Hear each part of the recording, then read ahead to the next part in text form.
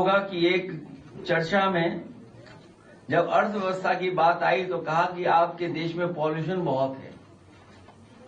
आज जब मैं एक अंग्रेजी अखबार पढ़ रहा था तो उसमें ऐड निकला है कि हमारे पानी के अंदर क्या क्या है।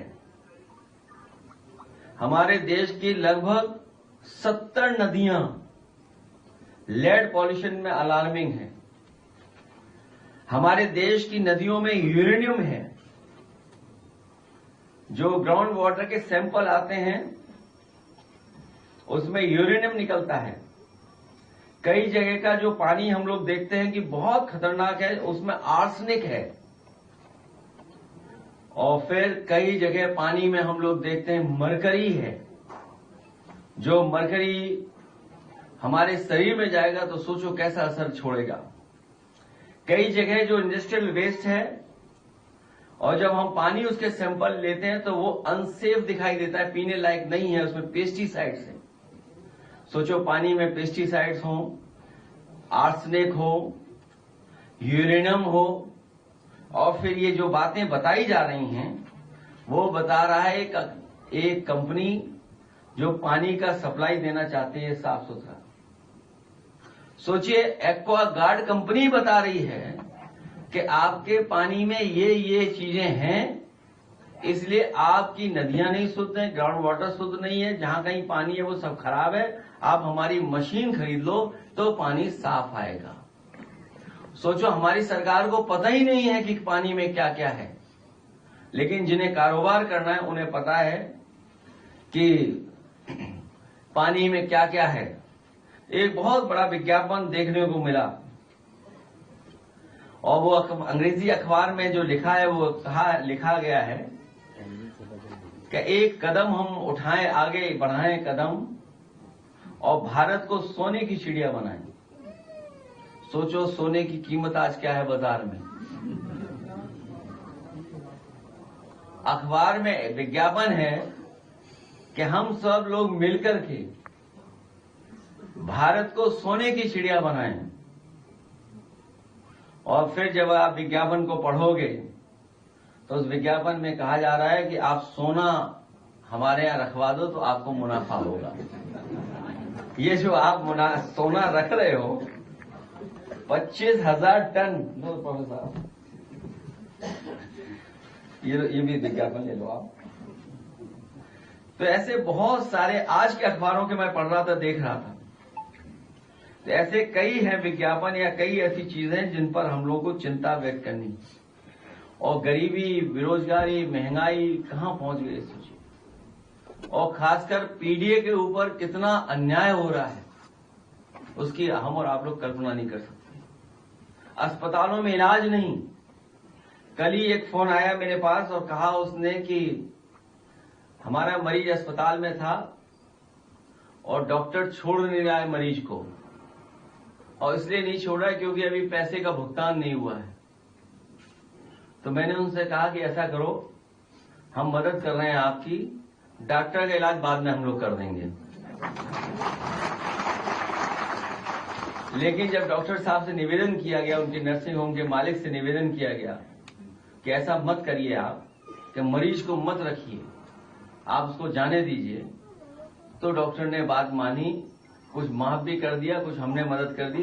इससे ये हुआ कि मरीज अपने घर पहुंच गए। तो सोचो ये स्थिति है आज। इलाज कहीं सरकारी अस्पताल में नहीं। बताओ गरीबों का कहां अस्पताल में इलाज हो पा रहा है। अगर हम केवल अच्छी अच्छी बातें करें, ठीक बात है, तो अगर हम अच्छी अच्छी बातें करें लेकिन हम अपनी चुनौतियों को न स्वीकार करें तो हम अपने देश के साथ और अपने देश के लोगों के साथ धोखा कर रहे हैं। सोचो गरीबी कितनी है। हम प्रति व्यक्ति आय नहीं बता सकते।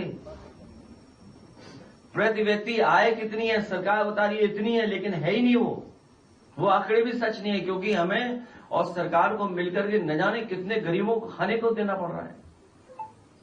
बेरोजगारी तो ऐसी कि डिग्री कितनी भी हासिल करो नौकरी नहीं है, रोजगार नहीं है।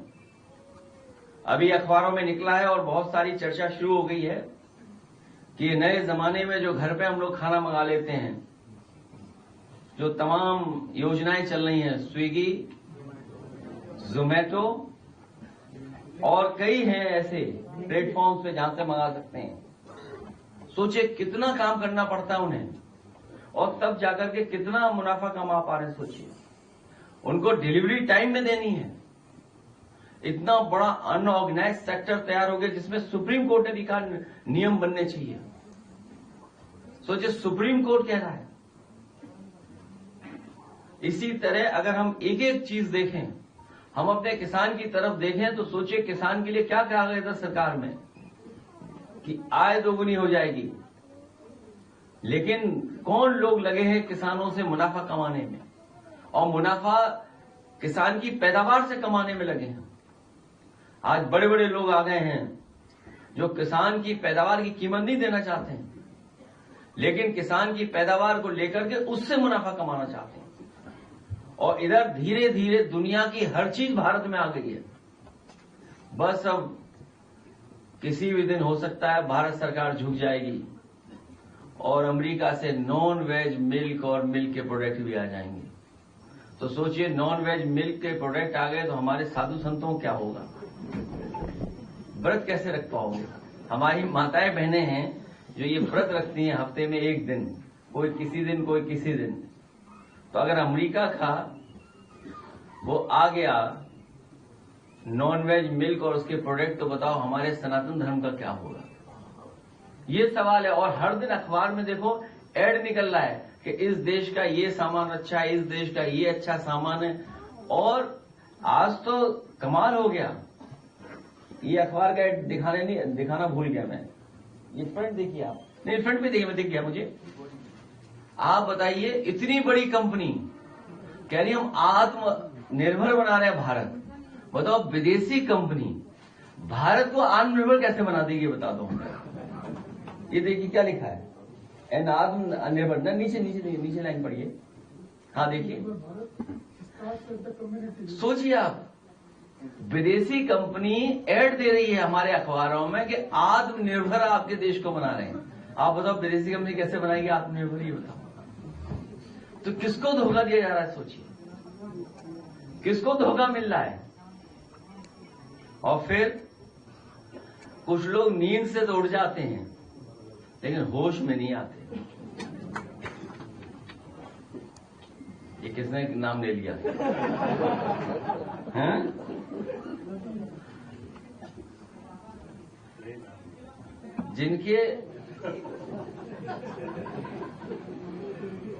जिनकी आंखें दिन भर बंद रहती हैं, अगर ध्यान से देखोगे तो दिन भर आंखें बंद रहती हैं और जागकर भी मदहोश रहते हैं वो।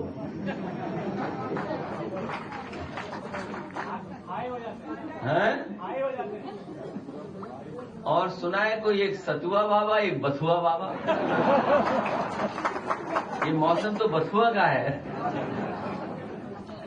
तो इसलिए हम लोगों को बहुत सावधान भी रहना है कि जो लोग ऐड दे करके हमें धोखा दे रहे हैं, प्रचार करा करके धोखा दे रहे हैं। सोचिए देश कहां पहुंच गया और कहां जाना चाहिए था।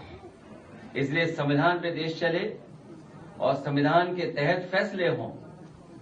आज शंकराचार्य जी के सामने भी संकट पैदा कर दिया सरकार ने। सोचिए आप, ये सरकार ऐसी जिन्होंने मंदिर तोड़े, और एक मंदिर नहीं तोड़े, न जाने कितने मंदिर तोड़े इन्होंने। और यही नहीं, जो पौराणिक चीजें थी जिससे इतिहास बनता था और इतने दिनों से इतिहास बना रहा, जहां उसका संरक्षण करना था, संभालना था, वहीं उसको पूरी तरीके से बुलडोजर से तोड़ दिया। सोचिए, तो जो लोग बुलडोजर चला रहे हैं वो अभी भी नींद में हैं, क्योंकि उन्हें एहसास नहीं है कि जिस दिन वोट पड़ेगा तो उनकी गिनती कहां होगी जाकर के। जो लोग हारने लगे हैं वो अब एसआईआर लाए हैं, और ये एसआईआर नहीं थी, एनआरसी थी, याद रखना आप। हम लोगों ने कई बार कहा कि ये वोट के बहाने इलेक्शन कमीशन से करा रहे हैं एनआरसी। कल सुना है कि कोई मन की बात वोट पे ही कर रहा था, सुना है वोट चोरी की बात होगी या वोट डकैती की बात रही होगी। इसलिए सावधान रहना कि जहां संस्थाओं की जिम्मेदारी ये बनती है कि वोट बढ़े वोट किसी का कटे नहीं, वोटर की लिस्ट में वोट आ जाए उसका। वहीं ये सरकार पूरा प्रयास कर रही है कि वोट काट दिया जाए। इसलिए अगर वोट कट गया तो सोचिए आपकी नागरिकता का भी सवाल खड़ा हो जाएगा, क्योंकि जो हमारा संविधान कहता है कि जो नागरिक है उसे वोटर का अधिकार है और जो वोट डाल सकता है वो हमारे भारत का नागरिक है। तो ये जानबूझ करके कुछ लोगों को परेशान करना चाहते हैं, इससे भी हम लोगों को सावधान रहना पड़ेगा। इन्हीं शब्दों के साथ मैं गणतंत्र दिवस पर आप सबको बहुत बहुत शुभकामनाएं और बहुत बहुत बधाई देता हूं। हमें उम्मीद है कि जो सपना बाबा साहब भीमराव अम्बेडकर जी ने देखा, जिस रास्ते पर डॉक्टर राम मनोहर लोहिया जी, नेताजी, जनमेजय मिश्र जी और हमारे तमाम नेता चले हैं, उसी रास्ते पर चल करके हम लोग और इस देश को मजबूत बनाने का काम करेंगे। इन्हीं शुभकामनाओं के साथ आप सबका बहुत बहुत धन्यवाद, बहुत बहुत बधाई।